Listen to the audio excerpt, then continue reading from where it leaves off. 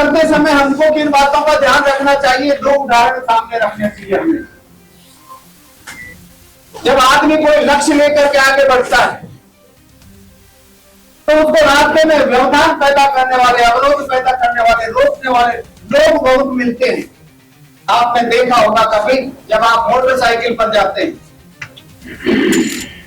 तो अनायासी अननेसेसरी आपके पीछे रास्ते में कुछ कुत्ते भौंकते हैं, थोड़ी दूर भौंकते हैं।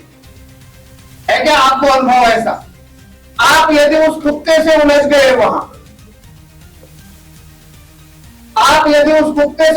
वहां तो आपका लक्ष्य, या आप किसी ट्रेन से जाने वाले हैं और स्टेशन पर पहुंचना है, उस कुत्ते को सबक सिखाने के चक्कर में आप ट्रेन निकाल देंगे और आप लक्ष्य।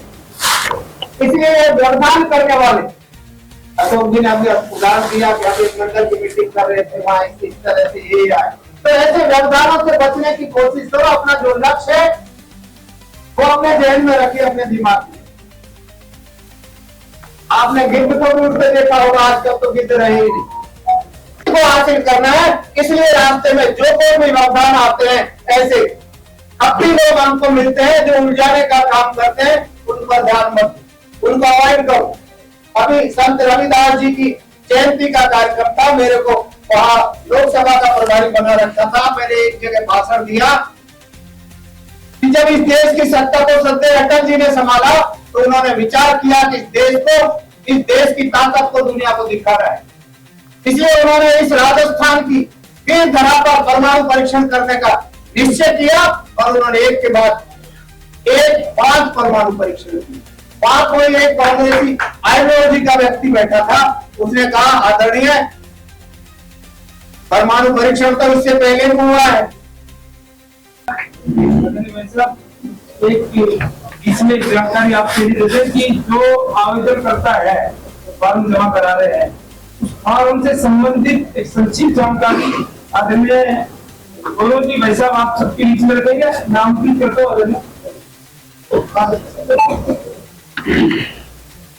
माननीय मंच और हमारे साथ यहाँ इस सभागार में मौजूद आप सभी भारतीय जनता पार्टी के ज्येष्ठ और श्रेष्ठ कार्यकर्ता बंधु साथी। सबसे पहले तो आज मैं आपको धन्यवाद और बधाई देना चाहूंगा कि इस चुनाव का जो विषय है, इसके जो ये महत्वपूर्ण बैठक आयोजित की गई है, इसमें हमारी अनुमानित संख्या से भी दुगनी संख्या देखने को मिल रही है। 4-5 बैठकें हमने तेलंगाना में करी है, लेकिन कभी इतनी संख्या नहीं आई। उसके कुछ कार्यकर्ता भाइयों को खड़ा रहना पड़ रहा है, उसके लिए भी हम आगे से ध्यान रखेंगे थोड़ा मदद। जब ऐसी व्यवस्था हो सभी लोग बैठ के बात विधायक जी भी आ रहे हैं, सभी के लिए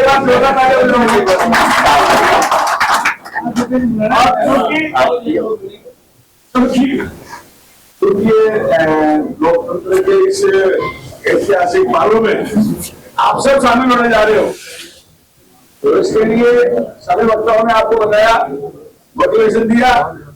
आदरणीय प्रभुदयाल जी भाई साहब का और सम्मानित विधायक साहब का उद्बोधन, हमारे अशोक जी भाई साहब का उद्बोधन, अटल जी का उद्बोधन हमको निश्चित रूप से प्रेरणा दे रहा है कि हम लोग मिलकर के इस मेला में ये बताया गया है कि चुनाव सभी, किसी के कोई बाध्यता नहीं है, जो सहज लड़ना चाहे उसके लिए ये फॉर्मेट उपलब्ध है।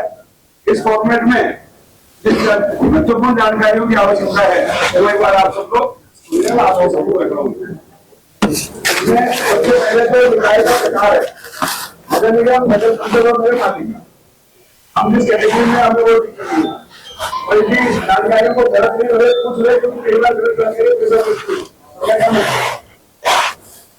निकाय का नाम बनना है, हमें वार्ड संख्या बननी है, वार्ड का आरक्षण, आपका जो वार्ड है वो किस कैटेगरी का वार्ड है, जिला है, विधानसभा है, मंडल है, आवेदक का नाम, चुनाव लड़ने वाला व्यक्ति अपना नाम लिखेगा और ये ध्यान रखना कि जो नाम आप लिख रहे हैं आपका नाम वोटर आईडी के अनुरूप होगा। जो आपका चुनाव मतदाता पहचान पत्र है उसके अनुरूप आपको अपना नाम भरना है।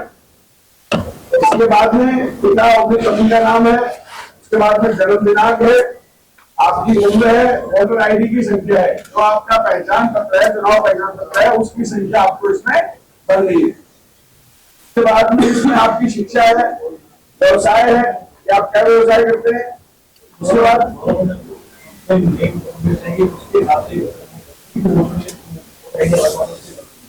वोटर आईडी उसको बोलिएगा,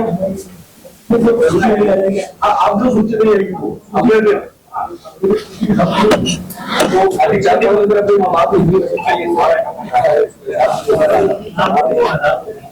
जो भी शायद दिक्कत होगी आपको वार्डों के अनुसार तो सूची आई है, वार्ड जो अपने लेके आई है, पहले अपने पास जो सूची है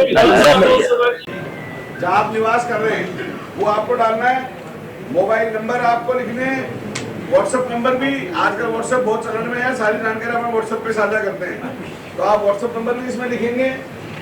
उसके बाद में आपका एक ईमेल आईडी आपको इसमें डालना है। भाजपा के आप प्राथमिक सदस्यता कब से हैं ये आपको लिखना है, और उसमें आपका जो सक्रिय सदस्यता क्रमांक है, जो अभी आप लोगों ने देखा होगा पिछला हमारा एक कार्यक्रम हुआ था सदस्यता का, वो जो क्रमांक आपको मिला वो इसमें डालना है। उसके बाद में संगठन में आपके पास में क्या दायित्व वर्तमान में है या आपके पास कोई पूर्व में दायित्व रहा है। अगर वर्तमान में है तो वर्तमान वाला लिख दें, पूर्व में है तो पूर्व वाला लिख दें। धर्मपाल चौधरी जी जोरदार ताली। राम राम सर। आने वाले नीमरान नगर पालिका चुनाव के संदर्भ में इस बैठक में मंच में मेरे साथ उपस्थित प्रदेश की ओर से व्यवस्था के तहत चुनाव प्रभारी लगाए गए भारतीय जनता पार्टी मोर्चा के पूर्व अध्यक्ष आदरणीय प्रभु शर्मा जी, संगठन की दृष्टि से हम सब के प्रभारी युवा मोर्चा के अध्यक्ष रहे, प्रदेश में मंत्री रहे मेरे बड़े भाई आदरणीय अशोक जी, साथ में विराजमान जिला अलवर उत्तर के अध्यक्ष आदरणीय महासिंह जी, हमारी पार्टी के मुनावर के प्रधान भाई महेश गुप्ता जी, पूर्व अध्यक्ष भाई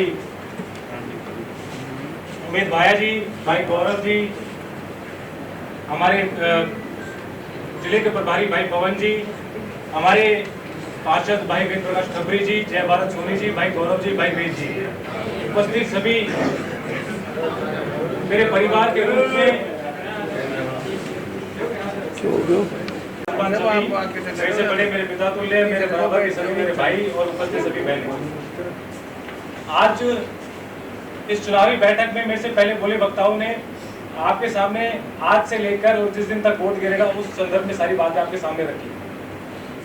मेरा मानना है कि आप लोगों ने पिताजी के समय से ही बहुत सारे चुनाव देखे हैं, बहुत सारे चुनाव लड़वाए हैं, चाहे वो पिताजी का चुनाव रहा हो, चाहे उसके बाद लोकसभा का चुनाव रहा हो, पिताजी के जाने के बाद चाहे मेरा चुनाव हो, आदरणीय भूपेंद्र यादव जी का चुनाव रहा हो, और बहुत सारे जिला पार्षद और पंचायत समिति सदस्यों के चुनाव आप सभी लोगों ने मिलकर लड़वाए। और पार्टी ने जो भी व्यवस्था आपको प्रत्याशी के रूप में दी, आप सबने पूरी मेहनत के साथ इकट्ठा होकर उस प्रत्याशी को जिताने का काम किया। उसके लिए मैं सदैव आपका बहुत बहुत आभारी रहूंगा। अभी प्रभु दयाल जी कह रहे थे कि भाई पार्टी टिकट देगी तो आप सबको उसके साथ रखना है। मेरा एक आग्रह है, भाई वार्ड छोटे छोटे हैं, टिकट मांगने वाले सब मेरे परिवार के लोग मिलेंगे। आपसे यही करना चाहूंगा, जिस भी व्यक्ति को टिकट मिलता है पूरी ताकत के साथ, जिस तरीके से आप लोगों ने पहले भारतीय जनता पार्टी का आदेश माना, उसी तरीके से आदेश मानते हुए पूरी ताकत के साथ उस व्यक्ति को जिताने का आप काम करें और नीमराने के अंदर वोट बनाने का काम करें। विशेष तौर से आग्रह करना चाहूंगा, जैसे अशोक जी भाई साहब ने कहा कि जो लोग बाहर रहते हैं उनका वोट कैसे डलवाएं। भाई वापस कहूंगा, वोट सीमित है हर वार्ड के अंदर, आप आज ही उसकी मार्किंग कर सकते हैं आपके वार्ड के कितने लोग बाहर रहते हैं और किस व्यवस्था के तहत वो वोट डालने के लिए आ सकते हैं।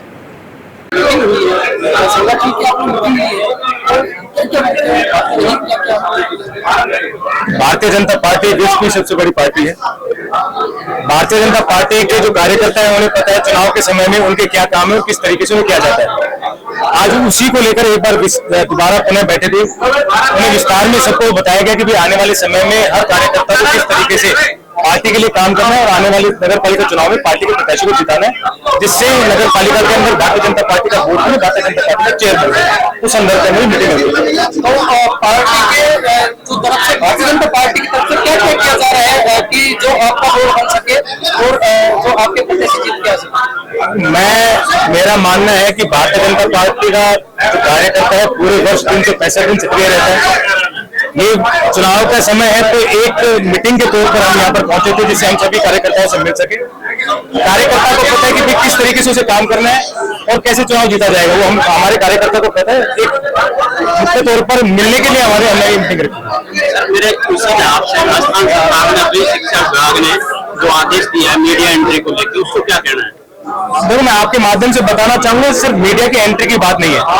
आज प्रदेश और देश में इतने असामाजिक तत्व है जो चीज वहां पर होती है उसके अलावा दिखाने का काम करते हैं। मुख्य तौर पर अगर मैं आज आपकी बात करूं, आप आज झालावाड़ या बारा या बीकानेर बाड़मेर उनके स्कूलों की जानकारी आपको नहीं होगी।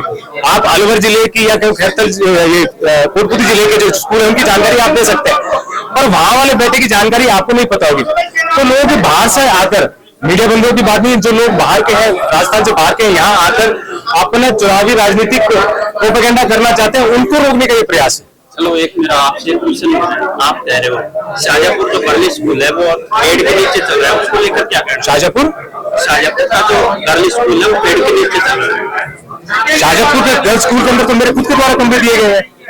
मेरे पिछले कार्यकाल में कमरे तोड़ दिए।